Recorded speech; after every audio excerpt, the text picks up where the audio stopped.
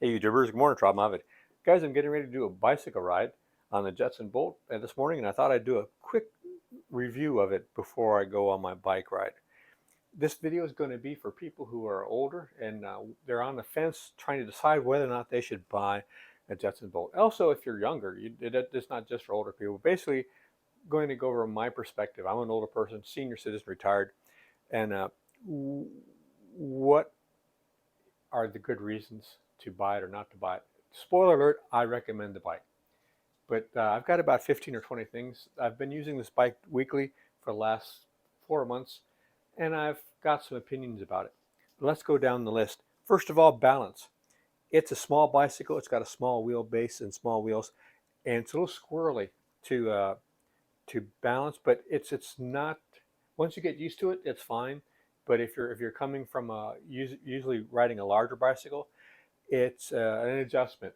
The second thing is the steering. Because you have a throttle here, when you're riding, if you let me give you an example. The other day I was riding and I was making a turn to the right, and there was a truck coming around, and it was an area where I ride where there's 10-mile-an-hour limit. It's in between the buildings here in the community, so it's a safe place to ride. But there was a truck coming around the corner, and I was going around the corner the other way, and when I turned, my hand gave it throttle. So instead of turning, I kept going straight and almost went into the truck. And fortunately, I always drive with one hand on one of the brakes, so I was able to stop it. Once you put your hand on the brake, it automatically disengages the motor. But it's something you have to get used to. This throttle, you could turn it when you don't want to turn it, and that could be a problem. The speed, I see so many people wanting to increase the speed, and I can understand why. But it goes, for me, about 14 miles an hour, which is faster than I would normally bicycle. And I'm just using this this uh, stylish, almost worthless bicycle helmet. It's a plastic. It's a type of plastic you would find when you go to visit your mom's house and she has a bowl of spaghetti. So it's not premier excellent safety helmet, but I'm only going about 12 miles an hour usually. Visibility, it's very small. You can't get much smaller without getting a red clown nose. The first night I had it, when it came, I put it together, then it was dark, and I had to ride it. I took it out, and as I was coming home, after 10 minutes of riding, I waited for the light to change. When the light changed, I crossed. There was a woman standing over across the street. A car came around the corner, and I think he was looking at the woman and didn't see me. And as I came, the car came and came within inches of hitting me. First 10 minutes having the car. It's not very visible. You want to make sure you use everything to your advantage. Get extra lights for the bike. Wear visible clothing. Do everything you can to make yourself more visible. It's not too heavy. It's not that difficult to lift. However, I got it because it folds and I can put it in my car. But I found out if this is 40 pounds, by the time I add other stuff, it's close to 50 pounds. So I can lift 50 pounds, but to lift 50 pounds and bend my back and pull it over the seat in the car, I have a blanket on the car seats in the back. It's a small car. If you have a large car or an SUV, you won't have a problem. But if you have a rather small car, it's difficult to get in. It's not that heavy, but because you're bent over, you may throw your bag out. So you might want to try emptying out your trunk instead and putting it in the trunk where you can just lift it and put it down.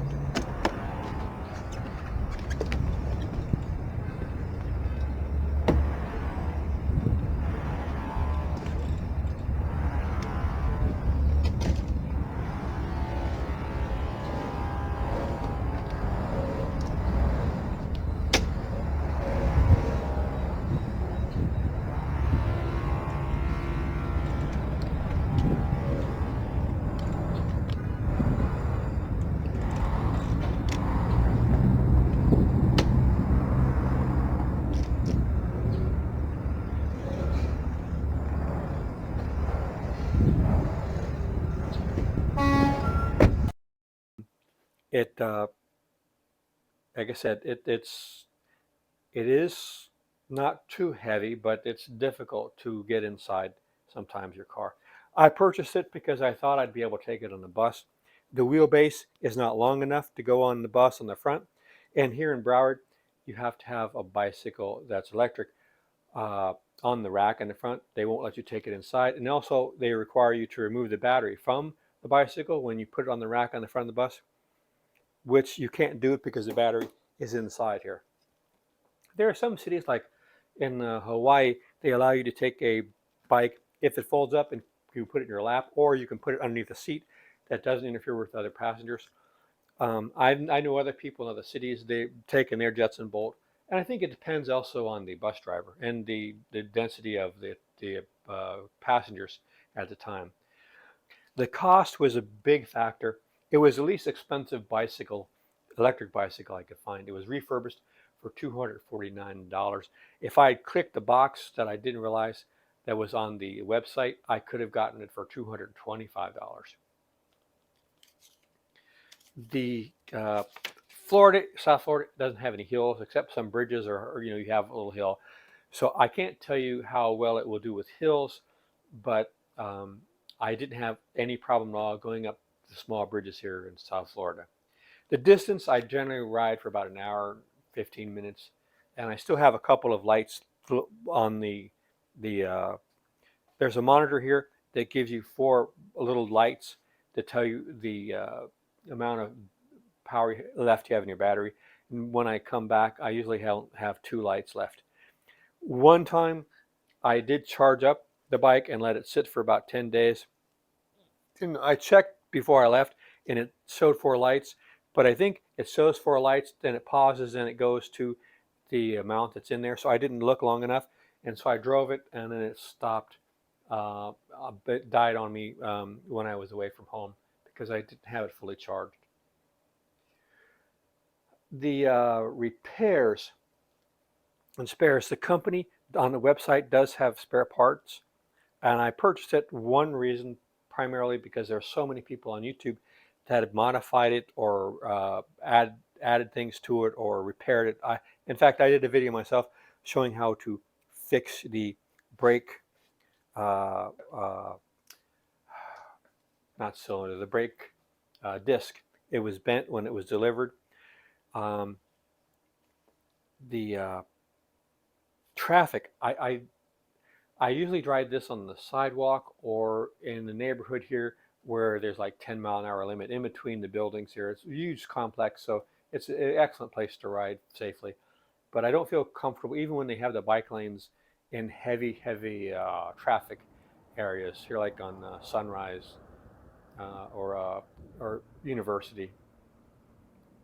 One problem I think is also if you're on one side of the street and you're getting ready to cross, I don't think cars realize how fast this can go, because you can just give it throttle and automatically you're going close to top speed. So cars think you're going to be going maybe slower than you're going to be going, and they misjudge you, and they're bigger than you. Just like any bicycle, when you're doing a turn, if there's some sand at the shoulder, when you get into the sand or gravel, you could lose your balance because the wheels are very small, very narrow. It takes a lot of cargo. This is my chair that folds up, excellent chair, and I have a nice bag and a rack. The rack was easy to install, not a big problem, but you can put a regular bag, like you can get a bag like this, or you can get a Walmart shopping bag. But I got this at the Goodwill for just a couple of bucks, $3, and it'll fit over the handlebars in the front, and you can put a lot of stuff on the front. I thought initially that having stuff on the front would interfere with the balance, but actually it seemed to help the steering just a little bit by having some weight in the front. A very inexpensive way to add storage if you don't want to do a rack. The customer service, because the brake was bent, I called them when I got it, but it was about half an hour before they closed, like 9 o'clock at night. And you had to go through a digital system where you type and talk to them over the computer. I'm not good at typing, so by the time we got all my information and they were going to contact me, it was close to where they were closing. So when they went home for the day, I guess I was hoping they would call me or something because I gave them all my information and what my problem was.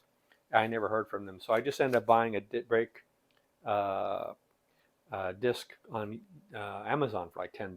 But I haven't installed it, and I was able to bend it back into shape pretty good.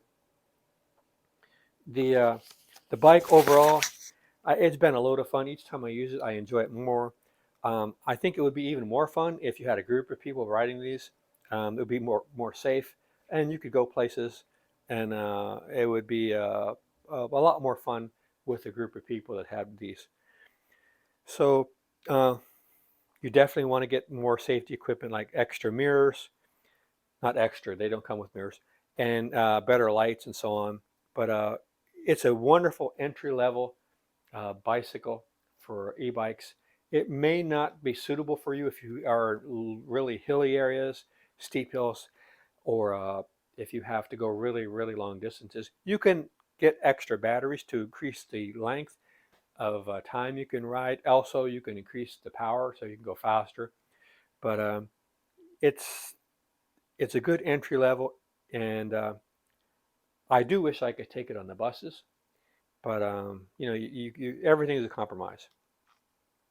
So it comes with a charger, and I recommend it. I'm getting ready to go now, and like I said, I take a chair, I go down by the river, and sit and go fishing and so on, and it's just fun little thing to have. And if you're thinking about getting one, like I said, you can get them refurbished. Go to the Jetson Bolt refurbished site, or refurbished Jetson Bolt, and they have a site where you can order them, or you can go to Costco. Sometimes they're on sale for under $300, and they're brand new. And if they don't work, you can take them right back to Costco. So and you can usually resell them on Amazon Marketplace for close to what you paid for them. So it's it's a handy little gadget. It's good to have. Like if your car breaks down, you got to take it to the mechanic. You can put this in the back of your car and then come home and ride your mechanic. And I've been shopping with it. It's not an off-road bike. You can't take it through a lot of rocks and big clumps of grass and so on and dirt and at the beach, unless it's really hard packed. But it's it's probably the best bargain I think on e-bikes out there. So if you're thinking about getting one, uh, I give it a thumbs up. I would buy one, not a problem. Again, all right, guys, I'll learn to speak English one day.